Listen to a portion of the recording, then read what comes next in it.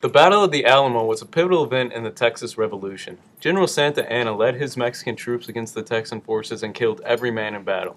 Famous fighters from the Alamo include Davy Crockett, William Travis, and James Bowie. In Texas public schools, we learn Texas history in 7th grade. Let's see who remembers the Alamo. What was your reaction when Davy Crockett died this past May? I was pretty shocked. Yeah. Didn't expect for it to happen. Shed a couple tears. So sudden. How'd you feel when Davy Crockett passed away a few years ago? A few years ago? Actually, pretty sure that was a long time ago. What was your reaction when Davy Crockett passed away this past May? He was a close friend of mine, so it was pretty sad. Were you excited when they remodeled the Alamo this fall? Didn't know that they did that. Do you think General Walter White was important in the battle for the Alamo? Well, I read that he was like really important in the battle. Like he was really good at like getting the people's confidence up, you know.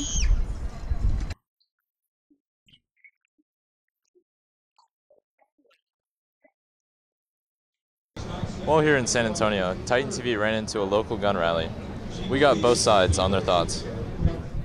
Promoting the open carrying of guns in Texas, the gun rally was full of many demonstrators. We asked a passerby about what he thought about the rally. Today is a rally for the Second Amendment. I believe it's put on by Open Carry Texas, which is an organization that's supporting open carry in the state of Texas, which it's already legal to carry any long guns, rifles, shotguns, things like that. I think they're supporting the open carry of pistols as well. So we're just out here exercising our Second Amendment rights. A keynote speaker at the rally was Libertarian Kathy Glass. We asked Mrs. Glass about her thoughts on the issue. This is a wonderful demonstration that there is nothing to fear from honest men and women carrying their weapons openly, peacefully, and non-eventfully. In fact, there's something to be feared if honest men and women are afraid to display their weapons.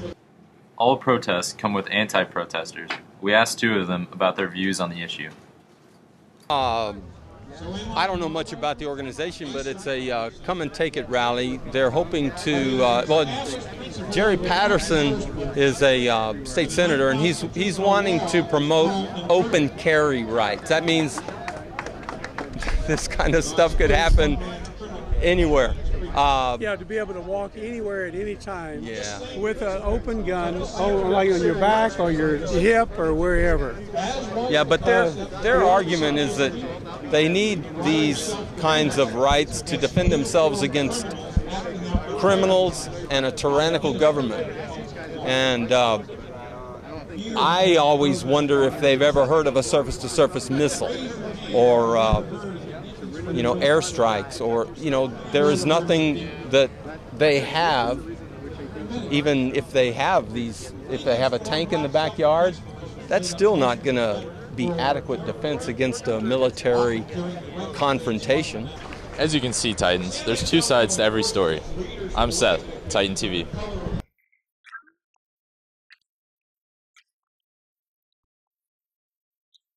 Titan TV recently took a trip to San Antonio and stayed on the Riverwalk.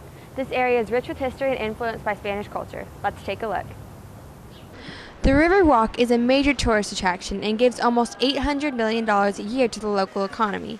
Visitors can walk for 3.5 miles and experience anything from restaurants to festivals.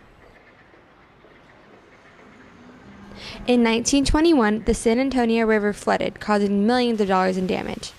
Robert Hugman came up with a plan to transform the river into a beautiful walkway with shopping, dining, boat rides, and more, as you can see today. In the 1930s, the Riverwalk suffered from high levels of crime and low business rates, but finally achieved its success in 1960s.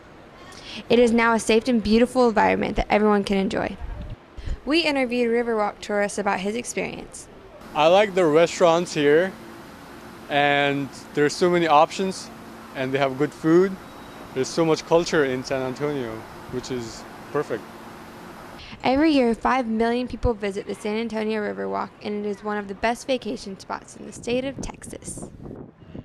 Now you can see San Antonio's history is no longer a mystery. This is Kaelyn Williams with Titan TV.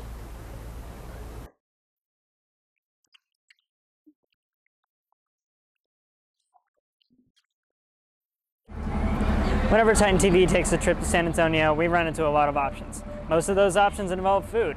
Everywhere from the Riverwalk down to spiced corn, we can make it or whatever we want.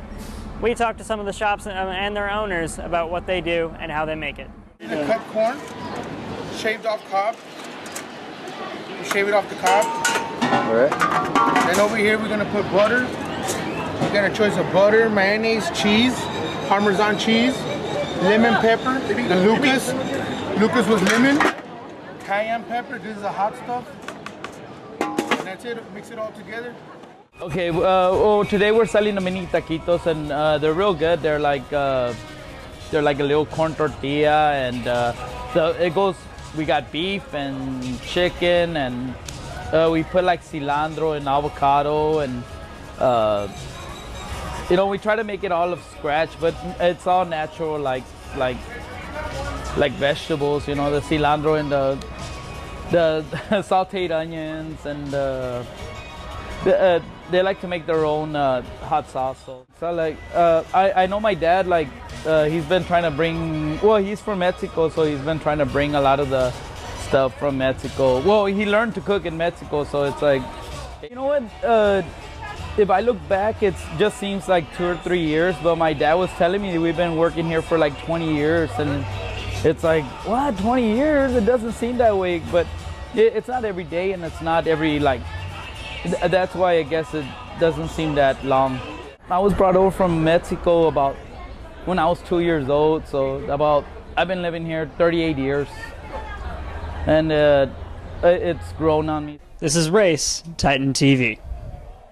Here in San Antonio, Market Square is a place to meet many locals and learn a lot about what they do. Some people use it as a chance to share their artistic abilities. We interviewed several artists to see what this opportunity means to them. My name is Mel Lothrop. I'm a caricature artist here in San Antonio. I've been at the market 12 to 13 years, but I've been doing caricatures for over 32 years for a living.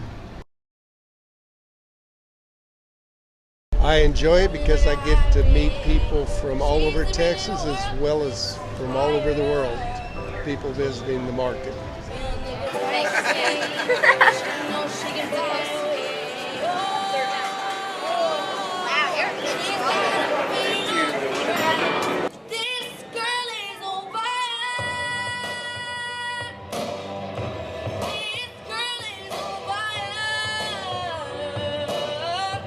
My name's Joe Cruz. I'm with Cruz Jewelry Designs. My wife and I make the designs you're seeing right now. I'm Helena Cruz, and I'm one of the designers also for Cruz Jewelry Designs. A hobby, I first started 13 years ago making jewelry, and instead of, it started progressing more and more. A lot of people were in demand. They loved my designs, and even my wife started wearing my designs. And she was very interested, and instead of a hobby, it started becoming sales. So we started designing or selling here about this year. We just thought to try it out, and we've really enjoyed it. We meet a lot of tourists, a lot of local people. So that's been pretty interesting for this year.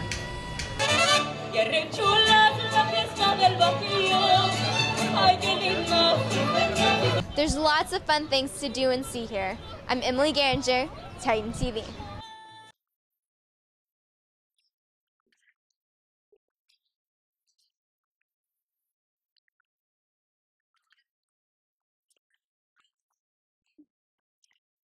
Titan TV attended the TAJE convention and competed in several events.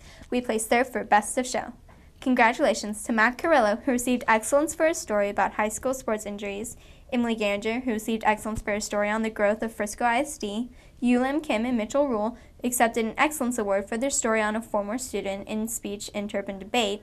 Allie Boney and Mary Darden also received an excellence award for their story on puppy mills.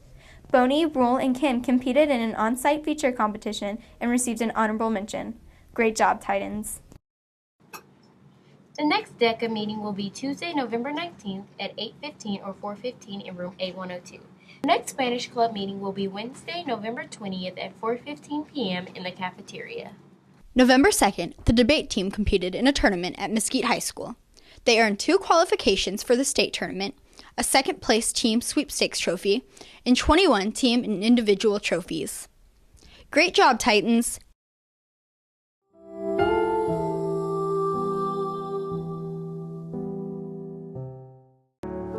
Dance teacher and sweetheart director Mrs. Black welcomes a baby girl into her family. Elise Claire Black was born on October 30th, weighing 7 pounds, 5 ounces. Congratulations to you and your family, Mrs. Black.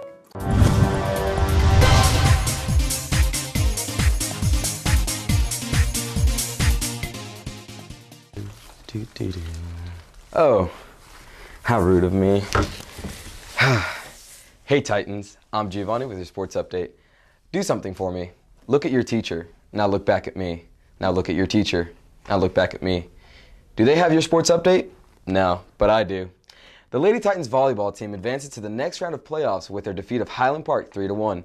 Support the ladies Friday night when they take on Lovejoy at Richardson Berkner High School at 7 p.m. It's a red out, Titans. No, red out, not blue out. Go Titans! Boys basketball overpowered Fort Worth Boswell 53-32 in their first game of the season. Curry Maleo scored 12 of those points. Great job, guys! The tennis team adds to Centennial's incredible sports success by claiming their spot as district champs. They're also second in area and regional semifinalists. For your golf update, here's Brody. The Titans just had their second golf tournament this past Friday and Saturday. They played at Frisco Lakes Golf Course at the Wolverine Open, hosted by Wakeland High School. After day one, we were in 10th place, but came back strong on Saturday to end up in 5th place. We shot a .319 on Saturday, having the best round of the season. Sean Kim placed 3rd overall with the day 2 score of 74, 2 over par.